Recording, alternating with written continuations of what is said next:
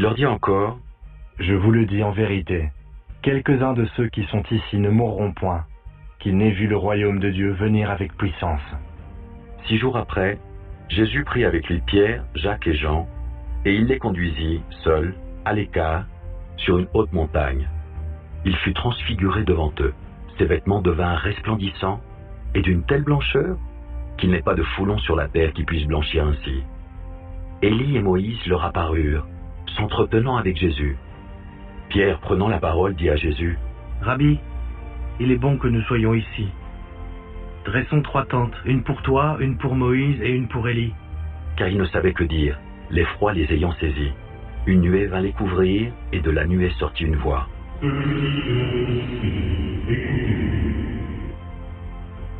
Aussitôt les disciples regardèrent tout autour, et ils ne virent que Jésus, seul avec eux. Et comme ils descendaient de la montagne, Jésus leur recommanda de ne dire à personne ce qu'ils avaient vu, jusqu'à ce que le Fils de l'homme fût ressuscité des morts.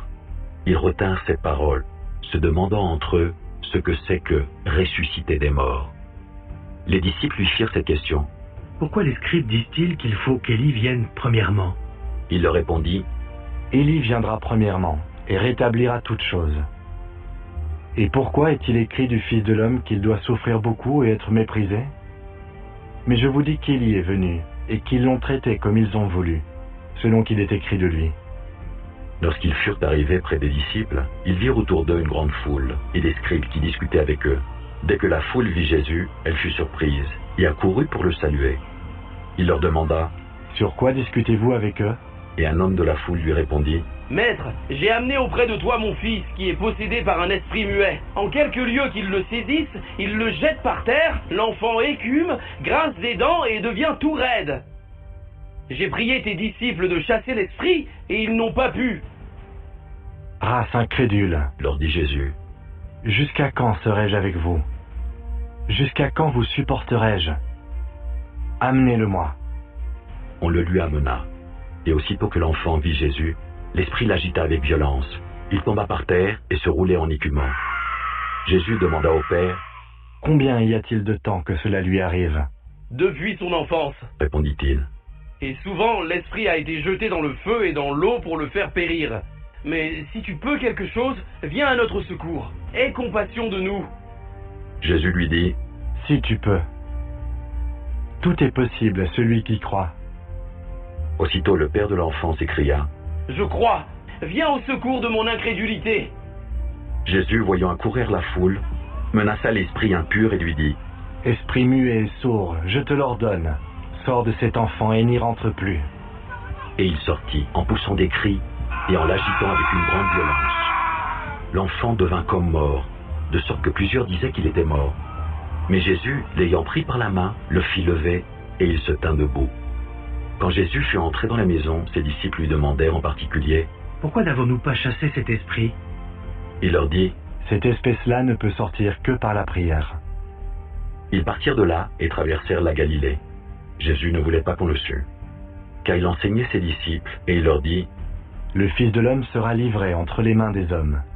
Ils le feront mourir, et 3 jours après qu'il aura été mis à mort, il ressuscitera. » Mais les disciples ne comprenaient pas cette parole, et ils craignaient de l'interroger. Ils arrivèrent à Capernaum. Lorsqu'il fut dans la maison, Jésus leur demanda, « De quoi discutiez-vous en chemin ?»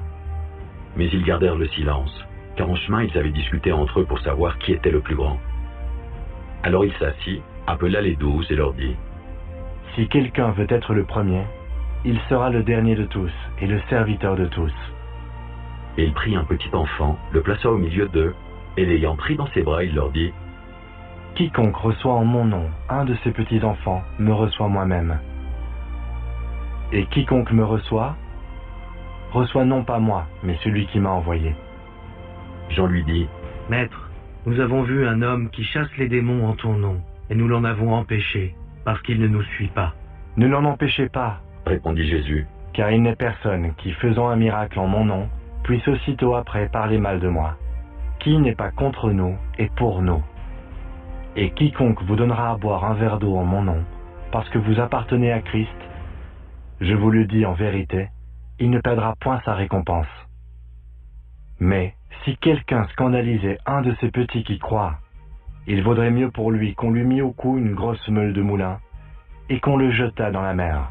Si ta main est pour toi une occasion de chute, coupe-la. Mieux vaut pour toi entrer manchot dans la vie que d'avoir les deux mains et d'aller dans la géhenne, dans le feu qui ne s'éteint point. Si ton pied est pour toi une occasion de chute, coupe-le. Mieux vaut pour toi entrer boiteux dans la vie que d'avoir les deux pieds et d'être jeté dans la géhenne, dans le feu qui ne s'éteint point. Et si ton œil est pour toi une occasion de chute, arrache-le. Mieux vaut pour toi entrer dans le royaume de Dieu n'ayant qu'un œil que d'avoir deux yeux et d'être jeté dans la géhenne, où leur ver ne meurt point et où le feu ne s'éteint point. Car tout homme sera salé de feu. Le sel est une bonne chose, mais si le sel devient sans saveur, avec quoi l'assaisonnerez-vous? Ayez du sel en vous-même, et soyez en paix les uns avec les autres.